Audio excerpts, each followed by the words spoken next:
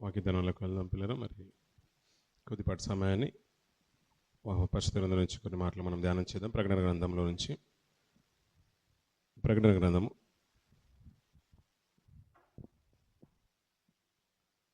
5వ అధ్యాయము మొదటి నుంచి 2 మాటలు చూసుకున్న తర్వాత ముందుకు వెళ్దాం పిల్లరా. ప్రకటన గ్రంథము 5వ అధ్యాయము మొదటి కొన్ని మాటలు మనం చూద్దాం పిల్లరా. లోపటను వెలుపటను వ్రాత కలిగి 7 ముద్రలు గట్టిగా వేసి ఉన్న ఒక గ్రంథము సింహాసనమందు ఆసీనుడై ఉండి వాని కుడి చేత చూచి తిని, మరియు దాని ముద్రలు తీసి ఆ గ్రంథము విప్పుటకు యోగ్యుడైన వాడిని ఎవడని బలిష్ఠున ఒక దూత సరిపోతుంది పిల్లరా. ఈ మాట సుపరిచితం అయిపోయింది. మనం ఇంచుమించు ఆల్మోస్ట్ 2 నెలలుగా ఇదే మాట మాట్లాడుకుంటున్నాం. కొన్ని ముద్రల గురించి మనం మాట్లాడుతున్నాం. ప్రకటన గ్రంథం కంటే ముందుగానే మన గల్తీలు రాసిన పత్రిక పౌలు గారు ఒక మంచి మాట మాట్లాడారు. నా శరీరమందు నా కొన్ని ముద్రలు కలిగి ఉన్నాను, ఇక నుంచి నన్ను ఎవరు బాధించొద్దు అనే మాటను మన లేఖన భావం నుంచి మనం ఆధారం చేసుకొని కొన్ని విలువైన మాటలు మనం జ్ఞాపకం చేసుకుని ఒక సమాజానికి, సంఘానికి, ఒక గుంపుకి ఒక గుర్తుగా ఒక ముద్ర కలిగి ఉంటుంది. మనం ఈ లోకంలో ఆలోచించిన ముద్రలు చాలా ఉన్నాయి. దేవుడు కూడా కొన్ని ముద్రలు ఇస్తున్నాడు. అలాగే అపవాది కూడా తన వంతు పాత్రను పోషిస్తూ తన వారిని కూడా ఏర్పరచుకుంటూ తన ముద్రను ముద్రించినట్టుగా ప్రకటన గ్రంథం నుంచి కొన్ని మన మాటలు మనం ధ్యానం చేస్తూనే వస్తున్నాం. అందులో భాగంగానే కొన్ని ముద్రలు కలిగిన ఒక గ్రంథము పరిశుద్ధుని చేతిలో ఉందంట, తండ్రి అయిన దేవుని చేతిలో ఉంది. దానికి 7 ముద్రలు కలిగి ఉన్నాయి అంటున్నాడు. 7 ముద్రలు ఉన్నాయి, అది గట్టిగా వేయబడింది.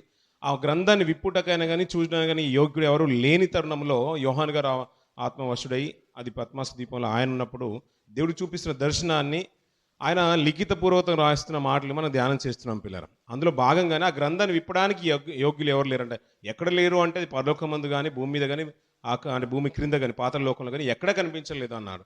అలా కనిపిస్తున్నప్పుడు అతను దుఃఖ ముఖముడై ఉన్నప్పుడు బహుగా రోధిస్తున్నప్పుడు ఒక దూత బిగ్గరగా చెప్తుందంట, అయ్యా నువ్వు ఎందుకు ఏడుస్తున్నావు? ఒక దూత అంటే ఆ మాటను బట్టి భక్తుని బలపరుస్తుంది. ఆ గ్రంథాన్ని విప్పడానికి యోగ్యుడు ఒకడే కనబడుతున్నాడు. అది ప్రపంచ మానవాల్లో ఈ ముల్లోకల్లో యోగ్యుడైన వాడు యూదా గోత్రం నుంచి వచ్చిన ఆ యూదా గోత్ర సింహమే. గొర్రెపిల్లకే అంత యోగ్యత ఉంది, అటు యోగ్యత కలిగిన వాడు ఆయన ఉన్నాడు. ఇంకా దాని గురించి నువ్వు చింతాల్సిన అవసరం లేదన్నట్టుగా అతన్ని బలపరిచిన మాటలు మనం లేఖన భాగంలో మనం గతించే దినాల నుంచి మనం వింటూ వస్తున్నాం పిల్లరా. అలా విప్పుతున్నప్పుడు దానికి ఒక ప్రత్యేకమైన ఒక బృందమే కనబడుతుంది, అక్కడ ఒక ప్రత్యేకమైన సమూహమే కనబడుతుంది. ఆ వాతావరణం ఎలా ఉంది పరలోకంలో అంటే అక్కడ కోటాను కోట్ల దూతలు ఉన్నాయి, 24 పెద్దలు ఉన్నారు, పెద్దల సమూహం ఉంది. అంతేకాదు వారికి కిరీటాలు ఇవ్వబడ్డాయి. అలాగే దానితో పాటు 4 చీవులు ప్రత్యేకమైన స్థానాన్ని సంపాదించుకున్నాయి ఆ తరుణంలో.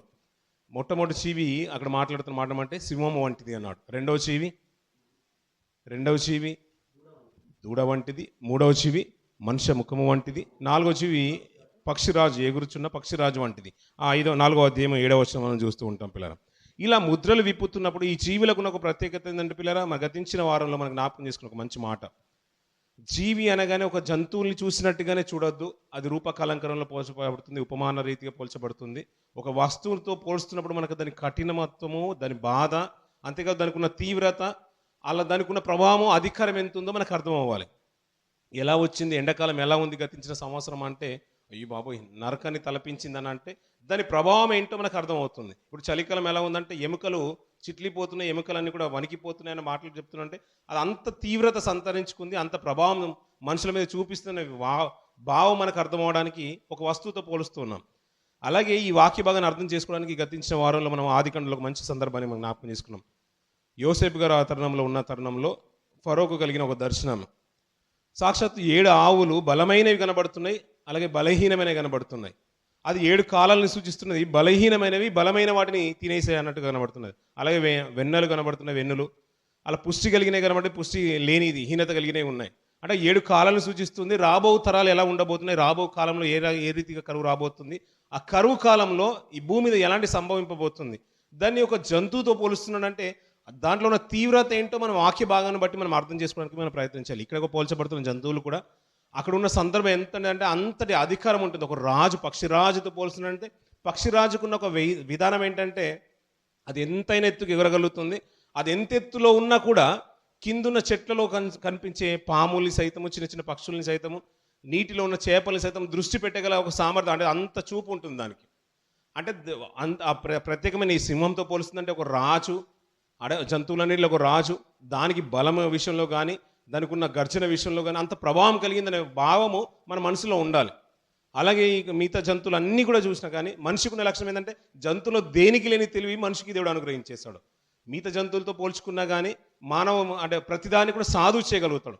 ఈ జీవులన్నీ కూడా అక్కడ ఉన్నాయంటే మనకు అర్థమయ్యేది ఏంటంటే అంటే దీనికి ఏదో ఒక ప్రభావం ఉంది, దీనికి ఏదో ఒక శక్తివంతమైన ఒక బలమైన ఒక హోదా దానికి ఇవ్వబడిందనే విషయం మనకు అర్థం అవ్వాలి. ఈ జంతువులన్నీ కూడా మనకు మళ్ళీ 7వ 6వ అధ్యాయంలో మనకు కనబడుతున్నాయి. ఒక్కొక్క ముద్రను ఆయన విప్పుతున్నప్పుడు మొట్టమొదటి ముద్రను విప్పినప్పుడు మొదటి జీవి కనబడుతుంది, రెండవ ముద్రను విప్పినప్పుడు రెండవ జీవి కనిపించింది, మూడవ ముద్రను గతించిన వారంలో మనం జ్ఞాపకం చేసుకున్నాం. కాబట్టి ఇప్పుడు 4వ ముద్రను గురించి మనం కొన్ని మాటలు మనం జ్ఞాపకం చేసుకుని ముందుకెళ్దాం పిల్లలు. 7వ వచనం నుంచి ఆయన 4వ ముద్రను విప్పినప్పుడు 6వ అధ్యాయం 7వ వచనం చదువుతున్నాం పిల్లలు. ఆయన 4వ ముద్రను విప్పినప్పుడు రమ్ము అని 4 జీవు చెప్పుట వింటిని. ఆయన 4వ ముద్రను విప్పుతున్నాడు. అక్కడ ఎన్ని ముద్రలు ఉన్నాయన్నాడు? 7 ముద్రలు ఉన్నాయి. 7 ముద్రలో ఈ 4 జీవులు 4 ముద్రల వరకే కనిపిస్తూ ఉంటాయి. ఈ 4వ ముద్రను విప్పుతున్నప్పుడు 4వ జీవి వచ్చిందట. 4వ జీవి ఏది? పక్షిరాజు. పక్షిరాజు ఎగురుచున్న పక్షిరాజు అన్నాడు. పక్షిరాజు మళ్ళీ వృద్ధాప్యంకి వచ్చిన పక్షిరాజు కాదు, ఇది ఎగురుచున్న పక్షిరాజు అంటున్నాడు. దానికి ఎంత ఎత్తులో ఎగిరినా కానీ భూమి మీద ఉన్న ప్రతీది కూడా స్పష్టంగా కనబడుతుంది. దానికి ఆ పక్షిరాజు అక్కడ కనబడుతుంది. ఆ చెప్పుట వింటిని రమ్ము అని 4వ జీవి ఆ పక్షిరాజు చెప్పుట వింటిని. అప్పుడు నేను చూడగా ఇదిగో పాండుర వర్ణం గల ఒక గుర్రము కనబడెను అంటున్నాడు. ముందున్న గుర్రాలన్నీ కూడా ఒక రకమైన గుర్రాలు. మొట్టమొదటి గుర్రం ఏం కనిపించింది? ఎర్రని గుర్రం. తెల్లనిది, రెండవది ఎర్రనిది, మూడవది నల్లనిది. ఇప్పుడు పాండుర వర్ణము అంటున్నాడు పిల్లలు. పాండుర వర్ణం అంటే ఇది 2 రకాల కలర్స్ అన్ని మిక్స్ అయిపోతాయంట. ఆకుపచ్చ అలాగే పసుపు. మనం ఇప్పుడు అప్పుడప్పుడు అంటాం కదా ప్రేత కలలు అంటారు. ప్రేత కలరు ఇప్పుడు మనిషి పీల కలర్ వచ్చేస్తుంది. ఒక మనిషి చనిపోయిన తర్వాత ఒక 2-3 రోజులు అయిన తర్వాత కలర్ మారుతూ ఉంటుంది. అంతెందుకు పిల్లరా, కొంతమంది నెయిల్స్ మనం చూస్తూ ఉంటాం. బ్లడ్ రక్తహీనత తక్కువైనప్పుడు, హిమోగ్లోబిన్ తక్కువైనప్పుడు కొన్ని కలర్ అంతా కూడా ఎల్లో కలర్ నుంచి కొద్ది ఒక రకమైన కలర్లోకి మారుతూ ఉంటుంది. ప్రేత కలర్ అంటారు దాన్ని. రక్తహీనత ఎలాగైతే ఉన్నప్పుడు కలర్ అయితే ఏదైతే మారుతుందో ఈ పాండుర వర్ణం కూడా అలాంటిది. గ్రీను ఎల్లో మిక్స్ అయితే ఎలాంటి కలర్ అయితే వస్తుందో ఈ పాండురంగం కూడా అలాంటిదే. ఆ పాండుర వర్ణము గల ఒక గుర్రము కనబడను. అంటే అలాంటి రంగు కలిగిన ఒక గుర్రం కనిపించిందంట. ముందున్న గుర్రాలు ఎలాంటి గుర్రాలు కనబడుతున్నాయో మనం చూసాం పిల్లరా. అవన్నిటి కూడా ఏంటంటే ఇది చివరికి అంటే ఒక్కొక్కరికి ఒక ఉద్దేశం, వారికి అంటూ ఒక పర్ఫెక్షన్ ఉంటుంది.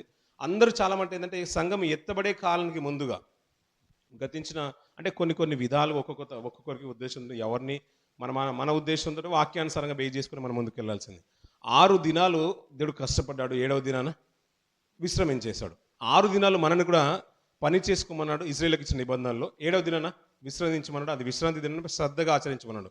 అదే కాలక్రమంలో మనం కూడా అదే విధానంలో మనం వెళ్తున్నాం. కానీ కాలాలు మారిన కొద్దీ ప్రతి దినము ఆయన దేవాలయంలో వాక్యాన్ని ప్రకటించుచుండెను అనే ప్రభువు మాదిరిగా తీసుకుంటే ప్రతి దినము లేఖనాన్ని ధ్యానించే విషయంలోనూ ప్రతి దినము ఆయన వెంబడించే విషయంలో మనకంటే ఇంకా బాధ్యత పెరిగిపోతున్నట్టు కనబడుతుంది. కానీ కాలక్రమేణా ఏంటంటే పిల్లలు ఇవన్నీ సూచనలన్నీ కూడా ఆ రోజు ఆదికాండంలో ఆయన కనబడిన ఆ కరువు గురించిన సందర్భము అది భూమి మీదకి తటస్థించబోతుంది. ఒక దేశం మీదకి రాబోతున్న కరువు, ఆ ప్రాంతాల్లో రాబోతున్న కరువు గురించి చెప్తున్నాడు. అలాగే ప్రకటన గ్రంథంలో కొన్ని విధమైన మార్పులు తీసుకొచ్చినప్పుడు ఏంటంటే ప్రపంచ మానవాళికి భూమి మీదకి రాబోతున్న ఒక సూచనలు మనకు అర్థమైపోతుంది. ఒక సైన్స్ అది ఎప్పుడో జరగబోతుంది. అది జరిగిందా, జరుగుతున్నదా, జరగబోతుందా, ఆ విధానం మనం ఆలోచిస్తున్నప్పుడు మనకు అర్థమైపోతుంది. ఆ సందర్భాన్ని ఆలోచిస్తున్నప్పుడు మనకు అర్థమైపోతుంది. కానీ 6 దినాలు 7వ దినము దీనికి ఎంత ప్రాధాన్యత ఉందో ప్రపంచ మానవుల్లో ఒక క్రైస్తవులే కాదు ఆయా మతాల్లో వారిలో ఉన్నా కానీ వారికి ఒక ముద్ర ఉంది. వారి ఒక దృష్టిలో ఒక విధానం ఏంటంటే అది చివరి దశ. ఆ డూమ్స్డే అనేది ఒక వింతగా ఉండబోతుంది, అది భయంకరంగా ఉండబోతుంది. దానికంటే ముందు సాతాను ఈ లోకాన్ని ఏలుతుంది. 6 ఏండ్లు ఏలబోతుంది. అది 6,000 సంవత్సరాలకు సూచనగా ఉంది. 6 దినాలు ఎలాగైతే ఉందో అదే 6,000 సంవత్సరాలు ఈ భూమి మీద సాతాను అధికారం కలిగి ప్రవర్తిస్తుంది. అధికారం కలిగి ఉందా లేదంటే మనకు నిజంగా చెప్పాలంటే మనకు సాక్షాత్ ప్రభునేశ్వర శరీరధారిగా ఈ లోకంలో ఉన్నప్పుడు ఆయనకు చూపించిన ఆ దర్శనమే మనకు బాగా తెలుసు. ఆయన ఎత్తైన కొండ మీదకి తీసుకెళ్ళిపోవడం కానీ, యెరూషలేము దేవాలయం మీదకి తీసుకెళ్ళిపోవడం కానీ, ఇదన్నీ నాకు నమస్కరించినట్లయితే ఈ సమస్తాన్ని నేను నీకు ఇస్తాను, ఈ అధికారం అంతా కూడా నాకు ఇవ్వబడిందని అపవాది పలికిన మాటలు. అంతేకాకుండా అక్కడ ఇంకొక సందర్భంలో ఆయన శరీరధారిగా ఉండి లోకంలో సంచరిస్తున్నప్పుడు అపవాది వెంటనే అతన్ని కనుగొని, సర్వోన్నతుడైన దేవుని కుమారుడా, నీకు నాతో ఏం పని? నాకు ఇంకా కొంత కాలం ఉంది, నన్ను త్వరగా పాతాళంలోకి వెళ్ళుమని ఆజ్ఞాపింపొద్దు అని సాతాను విన్నవించుకున్న సందర్భాన్ని కూడా మన బాగా తెలుసు. ఈ రెండు దృష్టిలో పెట్టుకుంటే పిల్లరా, అపవాది కాలం చేస్తుంది. రాజ్యము దేవుందైనా, ప్రజలు తనవారైనా, సమస్తము ఆయన కలిగించిందైనా, అపవాదికి కొంత సమయం ఇవ్వబడింది. ఈ మిగతా 4 గుర్రాల గురించి, మనం 3 గుర్రాల గురించి మాట్లాడుకున్నాం. 3 ముద్రలు విప్పినప్పుడు అంటే ప్రపంచానికి దేవుడు తెలియజేయాలనుకున్నాడు. లోకంలో ఏం సంభవింపబోతుందో దేవుడు తెలియజేయాలనుకున్నాడు. అది భూలోకంలోనే సంభవించేది. భూమిదికి రాబోతున్న కరువులు అది జరిగినాయా, జరగబోతున్నాయా అనేది గతించిన దినాల్లో మనం విన్న మాటలను బట్టి మనకు అర్థమైపోతుంది. ఈ 4వ ముద్ర విప్పినప్పుడు కూడా ఒక గుర్రం కనబడుతుంది. అది పాండ్రవర్ణం అన్నాడు. ఇది కూడా ఎలాంటిదంటే ఈ భూమి మీద సంభవింపబోతున్న వాటిని సూచిస్తూ ఉంది. అది ఎలా ఉండబోతుంది? ఇప్పుడు 6000 సంవత్సరాలు అన్నాడు. ఆ 7వ దినము ఒక సంవత్సరానికి సూచన అన్నారు. 6 దినాలు 6000 సంవత్సరాలు అయితే 7వ దినము ఇంకొక సంవత్సరానికి సూచన అన్నాడు. ఆ 1000 ఏళ్ల పాలనలో పరిశుద్ధులు సమాసంలో ఉన్నప్పుడు అప్పుడు సంభవింపబోతున్న ఈ శ్రమలు అని కొంత విభాగం చెప్పుకుంటున్నారు. అది క్రైస్తవ సమాజమే కాదు, బయటి తరం కూడా చెప్పుకుంటుంది. అన్ని మతాల వారు కూడా అలాగే ఆలోచిస్తున్నారు. కొంత ఒక సంవత్సరం అంతా కూడా ఒక ఫెస్టివల్ సిటీ ఆఫ్ అలాగా అందరు కూడా దేవుని కొరకు బ్రతికేవారు, నమ్మకంగా బ్రతికేవారు, యథార్థమైన జీవితాన్ని కలిగిన వారికి ఒక ఫీస్ట్ ఉంటుంది. అదంతా కూడా ఒక వాతావరణం కూడా ఒక ఫెస్టివల్ రోజు ఎలాగైతే ఉంటుందో అది పరిశుద్ధులందరికీ అలా ఉండబోతుందని ఒక విధానమైన తీర్మానం ప్రపంచ మానవుల్లో ఉండిపోయింది. ఇలాగే అది అప్పుడే జరగబోతుందంటే పిల్లల మిగతా ముద్రలు మనం ఆలోచిస్తున్నప్పుడు ఏంటంటే లోకంలో మోసం ఎప్పుడు వచ్చిందంటే అది తర్వాత రాబోతుందని చెప్పడానికి లేదు. ఎందుకంటే మోసం ఎప్పటి నుంచి ఆది నుంచి జరుగుతూనే ఉంది. అది అవ్వను మోసపరిచిన సందర్భాన్ని కూడా జ్ఞాపకం చేసుకుంటే ఆ రోజు మొదలుకొని కయ్యన్ని కూడా మోసం చేసింది అది. ఎందుకంటే తమ్ముని చంపేలా ప్రేరేపించింది. అలా ఆది నుంచి మనం మూలాలన్నీ కూడా ఆలోచిస్తూ ఉంటే ఆయన మోసం ఎప్పటి నుంచి జరుగుతుందో అది బిగినింగ్ నుంచి అది ప్రారంభించేసింది. అది జరగబోతుందని చెప్పడానికి కూడా లేదు పిల్లరా. ఎందుకంటే అది జరిగిన కాలాన్ని సూచిస్తుంది. ఈ రోజుల్లో జరుగుతున్నంత మోసము గతించిన సంవత్సరాల్లో జరగలేదు పిల్లరా. ప్రపంచంలో జరుగుతున్న విధానం అంటే అలా మనం ఆలోచిస్తూ ఉంటే తర్వాత జరగబోతుంది, తర్వాత కూడా జరుగుతున్నాయి, కానీ జరగబోతున్నాయి. అవన్నీ కూడా ముందుగానే దేవుడు తెలియజేస్తున్నాడు. అది ఇప్పుడే జరుగుతుంది కానీ కాదు, అది ముందు జరిగిన కాలాన్ని కూడా సూచిస్తుంది, జరుగుతున్న కాలాన్ని సూచిస్తుంది, జరగబోతున్న వాటిని కూడా సూచిస్తుంది. ఈ 4వ ముద్రలో ప్రత్యేకమైన విభాగాన్ని తెలియజేస్తున్న భక్తుడు చూడని పిల్లరా, ఒక గుర్రం కనబడెను, దాని మీద కూర్చుండవాని పేరు మృత్యువు అంటున్నాడు పిల్లరా. ఇక్కడ పర్టికులర్గా ఇంకొక ఐటమ్ ఏంటంటే యాడ్ అయిపోయింది. ఏంటంటే మనం అక్కడ విల్లు పట్టుకున్నవాన్ని చూసాము, త్రాసు పట్టుకున్నవాడిని చూసాము. ఇక్కడ ఏంటంటే పాండ్రవర్ణంలో ఇక్కడ గుర్రం మీద కూర్చున్నవాడంట ఆ పేరే మృత్యు అంటున్నాడు. పేరు మృత్యు అంటున్నాడు. ఇది అంత్యక్రీస్తుకు సంబంధించింది, ధర్మ విరోధమైన సంబంధించిన క్రియలు చేస్తున్నప్పుడు అది ముందు నుంచే జరుగుతుంది. ఎందుకంటే సాక్షాత్తు ప్రభువే చెప్పేశాడు, అనేకులు తామే క్రీస్తని నా పేరిట వస్తారన్నారు. తామే క్రీస్తు అంటారు. ఇక్కడ నేను దేవుని భక్తుని, దేవుని సేవకుని అని కాదంట, నేను ఒక మంచి వాడిని అని చెప్పుకోవడం కాదంట, నేను సాక్షాత్తు ప్రభువునే చెప్పుకునే ఒక సమాజం రాబోతుంది అని అన్నాడు. అది ఆ మాట కూడా మనకు జ్ఞాపకం చేసుకున్న పిల్లలు. మత్తయి సువార్త 24వ అధ్యాయం చూడండి పిల్లలు. మళ్ళీ ఇక్కడికి వచ్చేద్దాం. 24వ అధ్యాయం 5వ వచనం చూడండి పిల్లరా. అనేకులు నా పేరిట వచ్చి నేనే క్రీస్తునని. ఇప్పుడు ఒక్కరు కాదంట వచ్చేది, ఒక్కరినే వస్తారు. ఒకటే క్రీస్తుని అంటారు. ఒక తరానికి ఒక 100 సంవత్సరాలకు లేదు ఒక 1000 సంవత్సరాలకు ఒకరు వస్తారు. ఆయన వెళ్ళిపోయినా ఇప్పుడు 2000 సంవత్సరాలు అయిపోతుంది కదా పిల్లలు. ఆయన గడిచిపోయిన తర్వాత ఒక 2000 సంవత్సరాలు అవుతుంది, ఇద్దరు వచ్చారని కాదంట, అనేకులు వస్తారంట. నేనే ప్రభు అని చెప్పుకుంటారంట, నేనే క్రీస్తుని అని చెప్పుకుంటారంట. ఇప్పుడు అలా మనకు తెలిసినవి చాలామంది ఉన్నారు, మనకు తెలిసిన వారు చాలామంది ఉన్నారు. బ్రెన్హామ్ గారు ఉన్నారు. వారిని వాళ్ళ భక్తులందరూ కూడా అదే ఉన్నారంటే ఆయనే క్రీస్తుని అనుకుంటారు. ఇప్పుడు చాలామంది అలా కనిపించేవారు మనకు చాలా ఎక్కువగా కనబడుతూ ఉంటారు. అలా క్రీస్తును తామే అనుకుంటారు. ఈ ధర్మ విధమైన క్రియలు జరుగుతున్నప్పుడు ఏంటంటే మనకు అర్థమైపోలేదంటే ఇప్పుడు దేవుడు తన పేరిట ఆయన మాట సెలవిచ్చినట్టుగా నా మాటలు గతించిపోవు అన్నాడు. ఆకాశం భూమి అయినా గతించిపోతుంది కానీ నా మాటలు తప్పక జరుగుతాయి. అవి అయ్యా ఇది 2వ రాకడకు సూచనలు అన్నాడు. అది వెంటనే జరగవు. ఇది ఒక తరము గతించిపోయినా ఈ తరములో గతించిపోయినా కానీ ఇవన్నీ కూడా నా రాకడకు సూచనలు అన్నాడు. అయినా నా రాకడ వెంటనే జరగదు అన్నాడు. ఇవన్నీ కూడా మన మనసులో పెట్టుకుంటే ఆదికాండం మొదలుకొని జరిగిన అన్ని సంఘటనలు ప్రభువైన యేసువారు వచ్చిన కాలం మొదలుకొని ఆయన చెప్పిన మాటల్లో కూడా జరగబో సంగతులను చూపించేశాడు. పౌలు గారు ప్రకటించిన విధానంలో కూడా అనేకమైన భవిష్యత్తు గురించి మాట్లాడుతూ 2వ రాకడ గురించి చెప్తూ పలువురు నా పేరిట ప్రభు అని చెప్పుకుంటారు. అనేకులు భిన్నమైన సువార్త వైపు తిరిగిపోతూ ఉంటారు.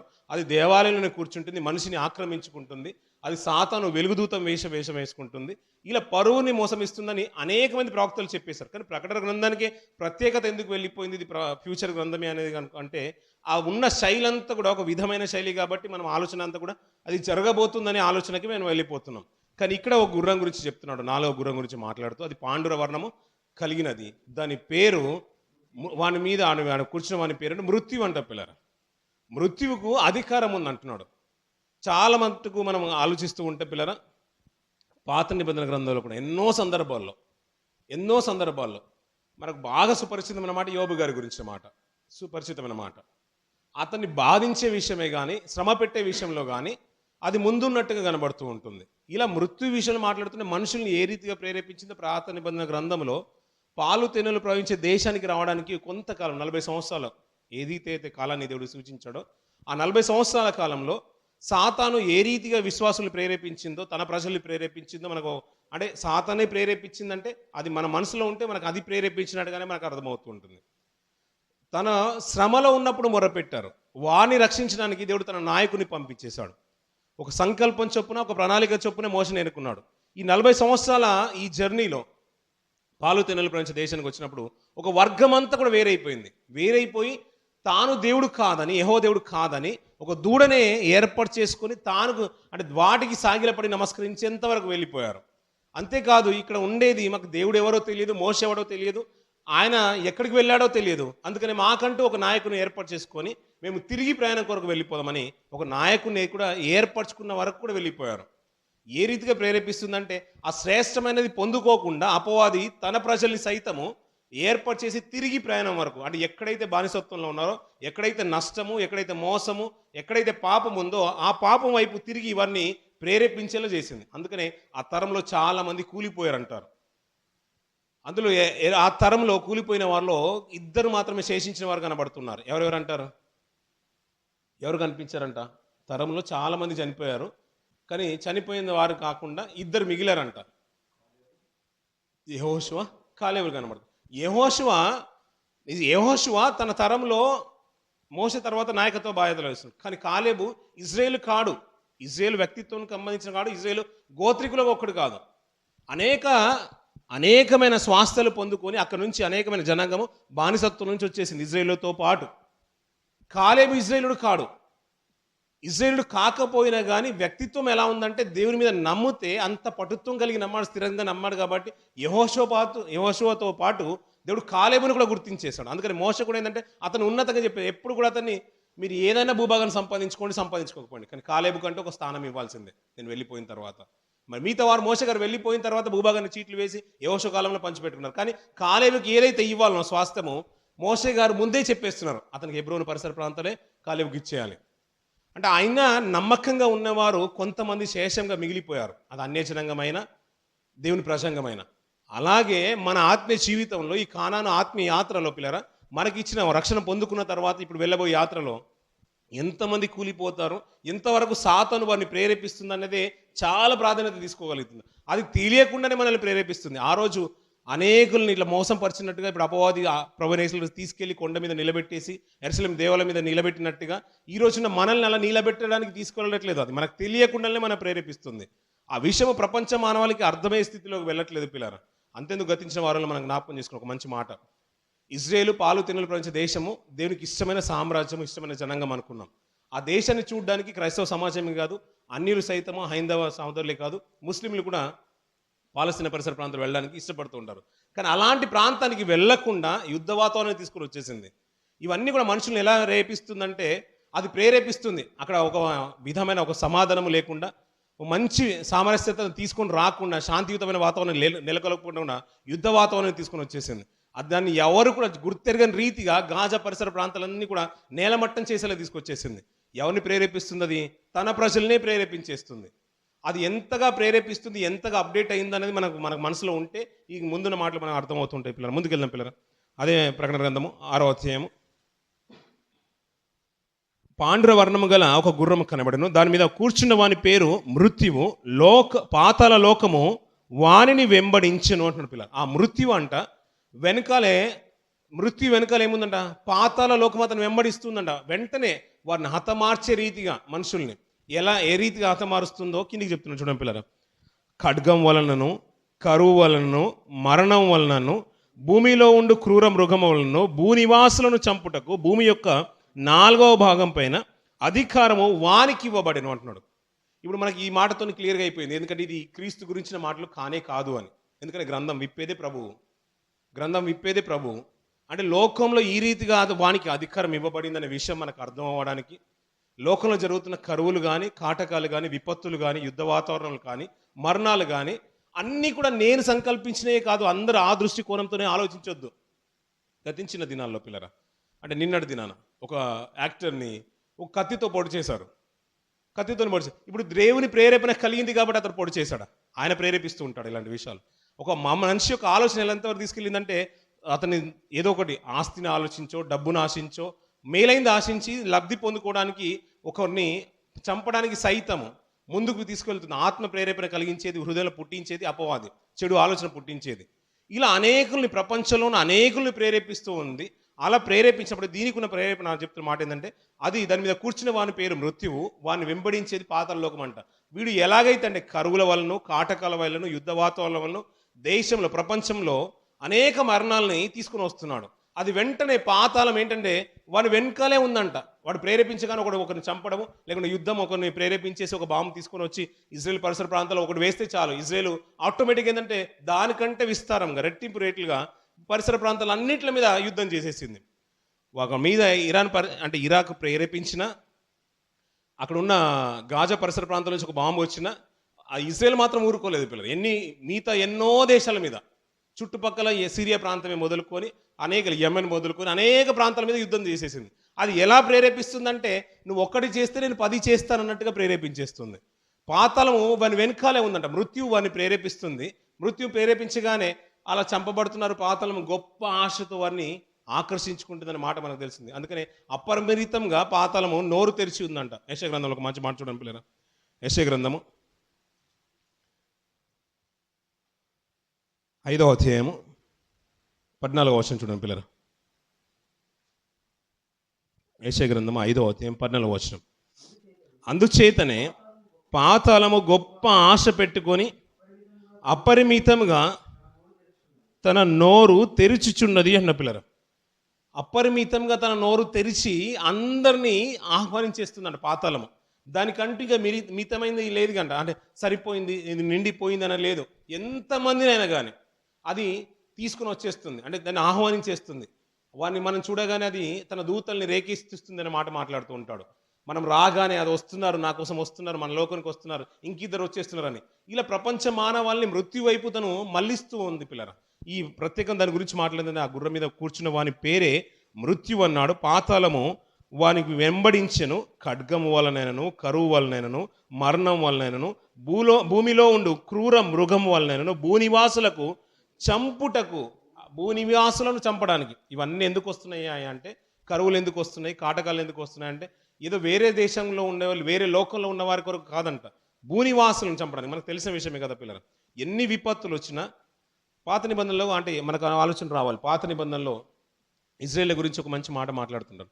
నా కట్టడాలని కానీ, నా ఆజ్ఞలు కానీ అనుసరిస్తేనే మీవరన్నీ కూడా శ్రేష్టమైన జీవితాన్ని అనుభవిస్తూ ఉంటారు. లేని పక్షంలో మీ మీదికి కరువును, కాటకాలని, భీతిని మేము పుట్టిస్తాను, దానివల్ల మీ దేశంలో నష్టం కలుగుతుందని మనం లేవి కాండంలో కానీ, ద్వితీయోపదేశ కాండంలో కానీ ఆజ్ఞలు మనం చూస్తూ ఉంటాం. అలాగే యెషయా గారి కాలంలో కానీ, ఇర్మియా గారి కాలంలో కానీ, హెజ్కేల్ గారి కాలంలో కానీ కొన్ని విలువైన మాటలు మనకు జ్ఞాపకం చేసుకుందాం పిల్లరా. ఆ మాట చూసుకుని ముందుకెళ్దాం. ఇర్మియా గ్రంథము 14వ అధ్యాయం, 24వ అధ్యాయం కూడా మంచి మాట ఉంటాడు. 14వ అధ్యాయంలో చూసుకుని ముందుకెళ్దాం పిల్లరా. ఇర్మియా గ్రంథము 14వ అధ్యాయము 11వ వచనం నుంచి కొన్ని మాటలు మనం చూద్దాం. ఇర్మియా గ్రంథము 14వ అధ్యాయము 11వ వచనం నుంచి.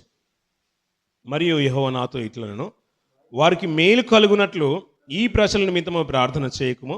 వారు ఉపవాసం ఉన్నప్పుడు నేను వారి మొరను వినను. వారు దహన బలినైనను నైవేద్యమునైనను అర్పించినప్పుడు నేను వాటిని అంగీకరింపను. ఖడ్గం వలనను, క్షామం వలనను, తెగుళ్ళ వలనను వారిని నాశనము చేసేదను అంటున్న పిల్లరా.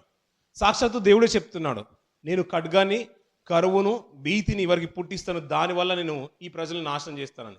ఇది ఎప్పుడంటే ఇశ్రాయేలు గురించి, ఎప్పుడైతే కట్టడల్ని మీరినప్పుడు, కొన్ని తరాల వెనుకకు వెళ్తూ ఉంటే మనకేం అర్థమవుతుందంటే, దేవుని మాటకు లోబడినప్పుడు దేవుడు వారి మీదకి ఉపద్రవాన్ని పంపించిన సందర్భాలు మనకు బాగా తెలుసు. అదే సందర్భాన్ని హెజ్కేల్ గారు కూడా ఒక మంచి మాట మాట్లాడుతుంటారు పిల్లరా. 14వ అధ్యాయము, హెజ్కేల్ గ్రంథము 14వ అధ్యాయము 21వ వచనం నుంచి కొన్ని మాటలు మనం చూద్దాం పిల్లరా. ప్రభువగు యెహోవా ఈ మాట సెలవిచ్చుచున్నాడు, మనుషులను, పశువులను నిర్మూలం చేయవలనని నేను ఖడ్గము చేతను, క్షామము చేతను, దుష్ట మృగముల చేతను, తెగులు చేతను, ఈ 4 విధముల యెరూషలేము మీద తీర్పు తీర్చిన ఎడల అట్టి వారు ఉండినను వారు దాన్ని రక్షింపలేరు అన్న పిల్లరా. అది ఇశ్రాయేలు గురించి చెప్తున్న మాటలు, ఆ రోజు ఉన్న యూద సమాజం గురించి చెప్తున్న మాటలు. నా కట్టలు కనుక మీరితే ఈ వీటన్నిటిని బట్టి నేను మీకు తెగులు రప్పింపబోతున్నాను. దీన్ని బట్టి మరణం నీ వాకిట్లోనే ఉంటుందనే విషయాన్ని ఆ రోజు వారి జీవితంలో నెరవేరింది. అదే వాక్కును తెలియజేస్తున్నాడు. కానీ కాలక్రమేణా పిల్లరా, దేవుడు అదే సమాజం కదంటే అపవాది కొంత అవకాశం ఇచ్చేశాడు. లోకంలో జరుగుతున్న హత్యలు కానీ, మానబంధాలు కానీ, చెడు క్రియలు కానీ, మోసము కానీ, దగ కానీ, కుట్ర కానీ, ఇవన్నీ కూడా అపవాది ఒక మనిషిని ప్రేరేపించి చేసి వారి హృదయంలో వాడు నివాసం చేస్తూ దేవునికి వ్యతిరేకమైన కార్యకలాపాలు చేస్తున్నాడు. అలా చేస్తూ నేను దేవుని పనే చేశానని గంభీరంగా చెప్పుకునే విషయాలు మనం ఈ నాటి రోజుల నుంచి నేటి వరకు మనం చూస్తూనే ఉన్నాం పిల్లరా. మన యోహాను సువార్తలో కూడా మనం చూస్తున్నాం. ఒకరిని చంపి వారు దేవుని పరిచర్య చేస్తున్నాను, దేవుని మహిమార్థం ఇది చేస్తున్నానని గొప్పగా చెప్పుకునే తరుణంలోకి అపవాది వాడు ప్రేరేపిస్తుంది మనుషుల యొక్క హృదయాలు. ఇది మంచిది అనుకుంటున్నాడు, ఇది మా మతంలో ఉందంటున్నాడు, ఇది మా ధర్మం అంటున్నాడు. ఎందుకు? ఇంకొకరికి అన్యాయం చేసి మరి. అంటే మోసం అంతా కూడా ఇలా ప్రపంచంలో జరగబోతుంది. అలా ఒక్కొక్క ముద్రను విప్పినప్పుడు ఇది రహస్యాన్నే తెలియజేస్తున్నాడు దేవుడు. నిజంగా చెప్పాలంటే ఒక మర్మాన్ని తెలియజేస్తున్నాడు.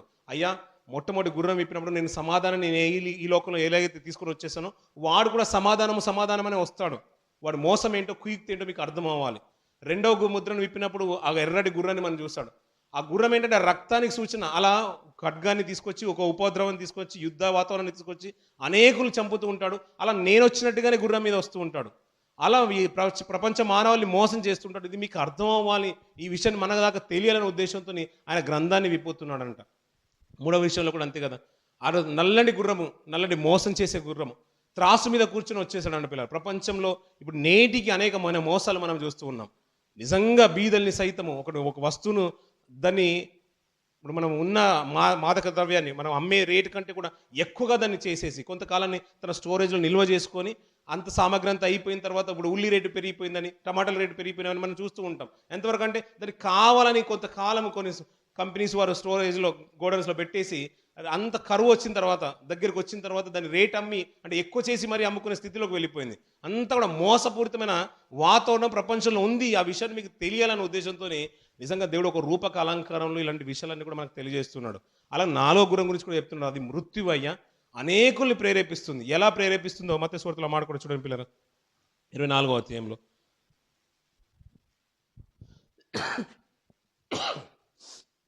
24వ అధ్యాయము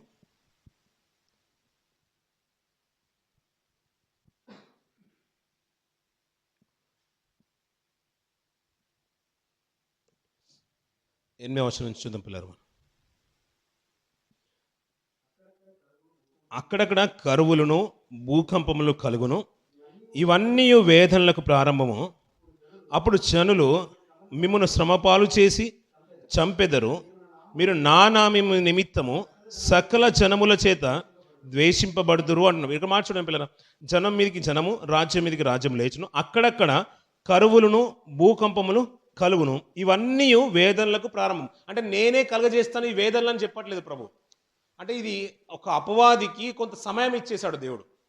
వాడు ఏ విధం చేతనైనా కానీ తన ప్రజల్ని దేవునికి దక్కకుండా, ఈ ఆత్మీయ యాత్ర అన్నాం కదా, ఆత్మీయ కానాని యాత్ర అన్నాం కదా, ఆ ఆత్మ ఆ పరలోక రాజ్యానికి వెళ్లకుండా వాడు ఏ విధంగా ప్రయత్నాలు చేయాలో అన్ని విధాలుగా ప్రయత్నాలు చేస్తూ ఉంటాడు.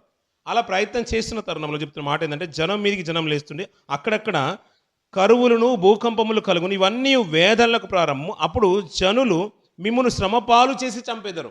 నేనే చంపుతాను అనట్లేదు దేవుడు. శ్రమలు పెట్టేది అంటే అపవాదికి అవకాశం ఇచ్చేసాడు కాబట్టి అపవాది ఎదుటివాడిని ప్రేరేపిస్తుంది. మీ మతంలోకి రారంట, ఇక్కడ ఉండి ఇంకొక మతాన్ని ప్రేరేపించే రీతిగా అలా చేసినప్పుడు ఏం చేయాలంటే వారు ఇక్కడ ఉండకుండా మీరు వెళ్ళగొట్టాలి, వారిని నష్టం చేయాలి, కష్టం చేయాలి, వారిని ఏ విధంగా అయినా హింసించడానికి అపవాది అన్ని విధాలుగా వారిని ప్రేరేపిస్తూనే ఉంటుంది. ఇవన్నీ కూడా ఎక్కడ అప్లై చేస్తూ ఉంటారంటే క్రైస్తవుల మీదనే అప్లై చేస్తూ ఉంటారు. చాలా ఇది మా ధర్మము అంటూ ఉంటారు. ఇలా దీన్ని బట్టి మనకు అర్థమయ్యేది ఏంటంటే ఇది వేదనలకు ప్రారంభము, ఇవన్నీ జరుగుతున్నాయి. ఇది రెండవ రాకడకు సూచనలు. ప్రభువు చెప్పేశారు కదా, అనేకులు క్రీస్తు అని నా పేరిటే వస్తారు, మిమ్మల్ని మోసపరుస్తూ ఉంటారు. ఇవన్నీ కూడా మనకి ఏంటంటే ఒక రివీల్ చేస్తున్నాడు, దాని ఒక ముద్రను విప్పుతున్నాడు. అంటే మనకు అర్థమైందంటే ఒక పుస్తకం ఓపెన్ చేస్తున్నాడు అంటే దాంట్లో ఉన్న రహస్యం ఏంటనేది మనకు తెలియాలనుకున్నాడు. అది ఎప్పటి నుంచో ఆది నుంచి జరుగుతుంది. 2000 సంవత్సరాల క్రితమే ప్రభు తన సేవకుల ద్వారా మొదటి శతాబ్ద కాలంలోనే ఆ 100 సంవత్సరాల లోపే తన భక్తుడికి చూయించి ఇవన్నీ కూడా గ్రంథస్థం చేసి ఇది పరిశుద్ధ గ్రంథంగా మన ముందుకు వచ్చేసింది పిల్లలు. అది నాటి నుంచి జరుగుతూనే ఉంది. ఆ పరిస్థితులు మనం ఆలోచిస్తూ ఉంటే ఇది జరుగుతుందా లేదా మనకు అర్థమవుతుంది. అది పాతాళం అంట. దానికి మృత్యు వెంబడే ఉంటుంది. అంటే వాడు చంపగానే తీసి అక్కడ పాతాళంలో వేసేస్తున్నారని. ఎవరు చనిపోయినా పాతాళంలోకి వెళ్ళిపోవాల్సిందే. నీతిమంతులైతే నెమ్మది పొందే స్థలం, అనీతిమంతులైతే యాతన పడే స్థలంలోకి వెళ్ళిపోతున్నారు. అందుకు మనకు బాగా సుపరిచితమైన మాట లాజర్ గారి సందర్భం. ఇలా సాక్షాత్ ప్రభువు కూడా చనిపోయినప్పుడు ఎక్కడికి వెళ్ళాడు?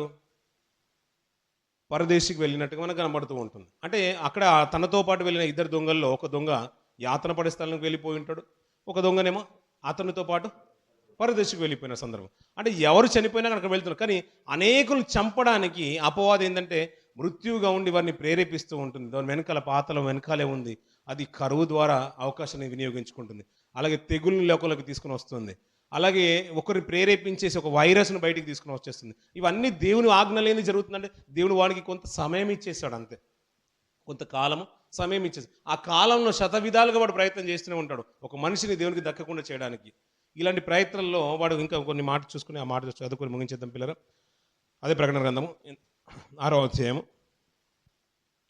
8వ వచనం కింది బాగా చదువుతున్న పిల్లలు. పాతాళ లోకమును వెంబడించిన ఖడ్గం వలనను, కరువు వలనను, మరణం వలనను, అంటే తెగులు వలన, భూమిలో ఉండు క్రూర మృగముల వలన, భూనివాసులను చంపుటకు భూమి యొక్క 4వ భాగం పైన అధికారము వానికి ఇవ్వబడిను అంటున్నాడు. అంటే కొంతకాలము కొంత భూమి మీద ఒక భాగం ఎక్కువ మట్టికి మెజారిటీ అంతా కూడా వాడికి అధికారం ఇవ్వబడింది.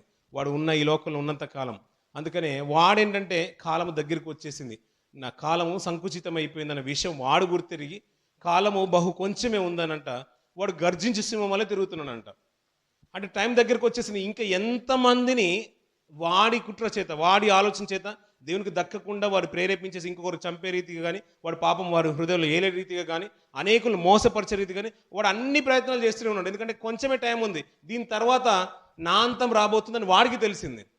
అయ్యా ఇది మన అంతం కూడా రాబోతుందనే విషయం మనం కనుక గుర్తెరిగితే నిజంగా దేవునికి ఇంకా అనుసంధానంగా బ్రతకడానికి ఆస్కారం ఉంటుంది. అంతే కదా పిల్లలు. ఇప్పుడు ఖడ్గము, కరువు ఇవన్నీ ఎందుకు వచ్చినట్టు మొదటి ముద్రను విప్పినప్పుడు అక్కడ జరిగిన సందర్భం చూడండి పిల్లలు. అతడు జయించుటకు వెళ్ళాను. అంటే అపవాది అనేకులను చంపడానికి, అనేకులు ప్రేరేపించడానికి, అనేకులు మోసపరచడానికి వాడికి అవకాశం తీసుకుని వెళ్తున్నాడు. అలా మోసపరిచినప్పుడు 2వ ముద్రలో ఒక మంచి మాట మాట్లాడతాడు. మనుషులు ఒకరిని ఒకరు చంపుకున్నట్లు, భూలోకంలో సమాధానం లేకుండా చేయనట్టు ఈ గుర్రం మీద కూర్చునే వానికి అధికారం ఇవ్వబడింది. ఒక ఖడ్గము, పెద్ద ఖడ్గం ఇవ్వబడింది. అంటే ఒక అధికారం ఇవ్వబడింది. దాన్ని బట్టి ఏంటంటే జనుల్ని ప్రేరేపిస్తున్నాడు. అలా ప్రేరేపించినప్పుడు ఒకరి మీద ఒకటి చంపబడుతున్నారు. అందుకనే మృత్యువు ఆటోమేటిక్గా ఇప్పుడు 4వ ముద్రను విప్పినప్పుడు కనబడుతుంది. అయ్యా దీనిలో ప్రేరేపించినప్పుడు చంపబడుతున్నారు. పాతాళంలో అనేక మంది పాతాళంలో కుప్పగా చేర్చబడుతున్నారు, అందులో వెరుతున్నారు పాతాళం. అందుకనే అపరిమితంగా నోరు తెచ్చింది. దానికంటే అంటే ఎక్కువైపోయారు, భూమి నిండిపోయింది, స్థలము లేదని ఒక అవకాశం ఏం లేదు. అది అపరిమితంగా తెరుచుకుని ఉంది. ఖడ్గం వలనను, కరువు వలనను, మరణం వలన అంటున్నాడు, తెగులు వలన అంటున్నాడు కింద ఒక అంకేసి. తెగులు కూడా ఈ లోకంలో సృష్టించేసి భూమి మీద భూనివాసులను అనేక రీతిగా మోసపరచడానికి వాడు ప్రయత్నం చేశాడు. అందుకని వాడికి పేరు పెట్టిన మాట ధర్మానికి వ్యతిరేకంగా ఉంటాడు కాబట్టి ధర్మ విరోధి అన్నాడు. ఆ మాట చూడండి పిల్లలు. ఆ మాట చూసి ముగించేద్దాం. తెస్సలోనికి రాసిన పత్రిక 2వ తెస్సలోనికి రాసిన పత్రిక 2వ అధ్యాయము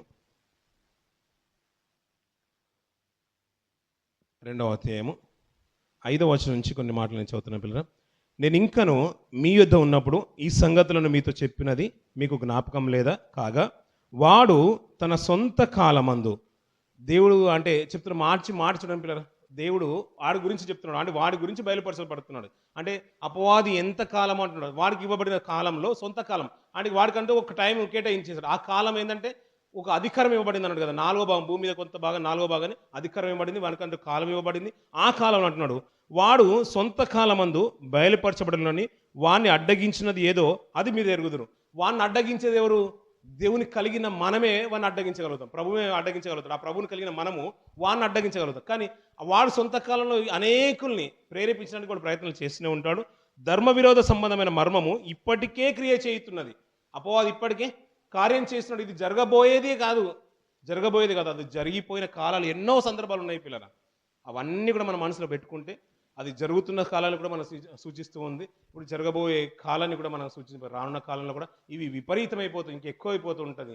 వాక్యమే కరువైపోతున్న సందర్భాలు కూడా మనం రాను చూడబోతున్న మన విషయాలు గ్రంథాన్ని బట్టి మనకు అర్థమవుతున్నాయి. ధర్మ విరోధమైన సంబంధమైన మర్మం ఇప్పటికే క్రియ చేస్తున్నది కానీ ఇది వరకు అడ్డగించిన వాడు మధ్య నుండి తీసివేయబడే వరకే అడ్డగించును. వాడు ఇది వరకే అంటే ఇది తర్వాత వాడి కాలం తీసివేయబడిన తర్వాత అది దానికి క్రియేట్ చేయడానికి ఆస్కారం లేదు కాబట్టి వాడు కొంచెమే కాలం అనుకున్నాడు. అందుకని ఆ సొంత కాలంలోనే ఇలాంటి విపరీతంగా చేస్తాడు. అప్పుడు ఆ ధర్మ విరోధి బయలుపరచబడను. ప్రభు అయిన యేసు తన నోటి ఊపిరి చేత వాణ్ణి సంవరించి తన ఆగమ ప్రకాశం చేత నాశనం చేయనున్నాడు. ఆయన రెండో రాకడ కంటే ముందుగానే ఆయన వస్తున్నాడంటే ఆటోమేటిక్ ఏమైపోతుంది, అది రెప్పపాటున జరిగిపోతూ ఉంటుంది. ఆయన ఆగమం చేతనే నోటి ఊపిరి చేత వాడిని నాశనం చేస్తాడు. మన రాజ్యాన్ని అంటే దేవుని పిల్లల్ని గొర్రెల్ని మేకలను వేరుపరిచేసి గొర్రెలు తండ్రికి రాజ్యంగా అప్పచెప్తూ ఉంటాడు. ఇది ఆగమంతోనే అన్ని ఒక రెప్పపాటున జరిగిపోతున్న విషయాలన్నీ కూడా మన మనసులో ఉంటే ఇది ధర్మ విరోధమైన క్రియలు జరుగుతున్నాయి. క్రీస్తు విరోధి అంటున్నాడు కదా, అంతే క్రీస్తు అంటున్నాడు. దానికి నేనే క్రీస్తు అని చెప్పుకుంటా. ఇలా అన్నీ కూడా వచ్చేసి తను ఏర్పరచబడిన వారిని సైతము మోసం చేస్తారయ్యా. ఇది ఆల్రెడీ వాడు క్రియేట్ చేయించున్నాడు, రానున్న తరంలో కూడా జరగబోతుంది, ఇది జరుగుతున్నది. వాడు ఎప్పుడో ప్రారంభించేసారనే విషయం మనకు అర్థమైపోలే పిల్లలు. రాజులు మొదలుకొని పిల్లలు మనకు ఎన్నో గ్రంథాల్లో మనం చూస్తూ ఉంటే నెబుకద్నెజరు బయలుదేరేశాడు, నేను ఇశ్రాయేలు మీదకి యూదుల మీదకి నేను చెరను తీసుకుని రాబోతున్నాడు. వాడు బయలుదేరేశాడు, వానికి అధికారం ఇచ్చేశాడు. ఎందుకు? తన ప్రజల్ని చంపడానికి, తన యూదులైన ఇశ్రాయేలుని తన ప్రజల్ని చంపడానికి. అపవాదికి వాడిని ప్రేరేపించే విధానం అంటే తన ప్రజల్ని చంపడానికి ఒక నెబుకద్నెజరుకు అవకాశం ఇచ్చేశాడు, ఒక రాజుకు అవకాశం ఇచ్చేశాడు, అలాగే ఫరోకు అవకాశం ఇచ్చేశాడు. తన ప్రజల్ని కఠినమైన బానిసత్వంలో తీసుకుని ఆ కఠినమైన స్థితిలో దేవునికి మొర్ర పెట్టే స్థితిని వారికి నేర్పించేశాడు. నెబుకద్నెజరు వచ్చి వీని ఖడ్గం చేత యవనస్తుల్ని అనేకులు వృద్ధుల్ని చంపిన తర్వాత శ్రేష్టమైన వాడిని అంటే తనకు నచ్చిన వాడిని కొంతవారిని తీసుకుని వెళ్ళిపోయాడు. అక్కడ కూడా దేవుని కొరకు బ్రతికే వారిని కొంతమందిని ఏర్పాటు చేసుకున్నాడు దేవుడు. ఇలా కరువు అయినా, ఖడ్గమైన, ఉపద్రవమైన, తెగులైన ఎన్నో విధాలుగా మనుషుల్ని, ప్రపంచ మానవుల్ని వేధిస్తూనే ఉంటుంది. అలా వేధించినా కూడా దేవుని కొరకు బ్రతికే శ్రేష్టమైన ఒక గుంపు ఉంటుంది చూసారా, అదే దేవునికి కావాలనుకున్నాడు పిల్లలు. ఇవన్నీ కూడా క్రియేట్ చేయించినాయి కాబట్టి ఇందులో మేలిమైంది దేవుడు చూడాలనుకుంటున్నాడు పిల్లలు. అలా మేలిమైంది ఏదో ఇది మనం మోసపుచ్చే మాటలు కానీ, లోకంలో జరుగుతున్న పాప క్రియలు కానీ, వాటన్నిటిని మనం చూస్తూ ఉంటే మనకు ఒక మంచి అవగాహనకు రావాల్సింది ఏంటంటే ఈ ధర్మ విరోధమైన క్రియలు జరుగుతున్నాయి కాబట్టి మనము దాన్ని అంటకుండా, ఇందాక చదువుకున్న కీర్తనలో కూడా మంచి మాటలు చూస్తుంటాం కదా పిల్లలు, నిర్దోషమైన చేతులు కలిగి వాటన్నింటిని అంటకుండా పవిత్రులైన కన్యకగా ఒక సంఘం ఎత్తబడే గుంపులో ఉండే రీతిగా మనం కూడా మన ఆత్మీయ జీవితాన్ని కాపాడుకుంటూ దుష్టుడికి ఏమాత్రం కూడా అవకాశం ఇవ్వకుండా, అలా మోసపరిచే జీవితాలు ఈ లోకంలో ఎన్నో ఉన్నాయి. వాడు అపవాది చేత జరుగుతున్న క్రియలు ఇవన్నీ కూడా వాటిని అంటకుండా మన జీవితాన్ని కాపాడుకుంటూ ఆయనకు శ్రేష్టమైన జీవితాన్ని, మన జీవితాన్ని బట్టి ఆయనకు మేలు కలిగజేసే అంటే ఆయన ఆనందించే రీతిగా, ఆయనకు మహిమ చేకూర్చే రీతిగా, మనల్ని బట్టి మిమ్ముని బట్టి ఆయన మహిమపరిచే రీతిగా మనం బ్రతకాలని ఎప్పుడో ఎంత క్రీస్తుకు మునిపే మన యందు ఆయన నిరీక్షిస్తున్నాడు. క్రీస్తునందు మన కొరకు ఆయన నిరీక్షిస్తున్నాడు పిల్లలు. ఆయన నిరీక్షణను మనం నిష్ఫలం చేసే రీతి ఉండొద్దు. ఆయన నిరీక్షణకు తగినట్లుగా, ఆయన చూపిన ప్రేమకు తగినట్లుగా, ఆయన ఇచ్చిన మాటలు బట్టి ఆధారం చేసుకొని మన ఆత్మీయ జీవితంలో ఇంకను అభివృద్ధి పొందే స్థితిలోకి మనం వెళ్ళాలని నేను కోరుచున్నాను. ఈ కొద్ది మాటలు దేవుడు దీవించి ఆశ్రయించిన కాక మిగతా మాటలు ముందున్న తరంలో మనం మాట్లాడుకున్న పిల్లలు, కొద్ది మాటలను బట్టి దేవుడు మనల్ని మన ఆత్మీయ జీవితాలను బలపరచును కాక. పిల్లగా ఈ సమయంలో అందరం లేచినట్లయితే కొన్ని ప్రకటనలు పిల్లరా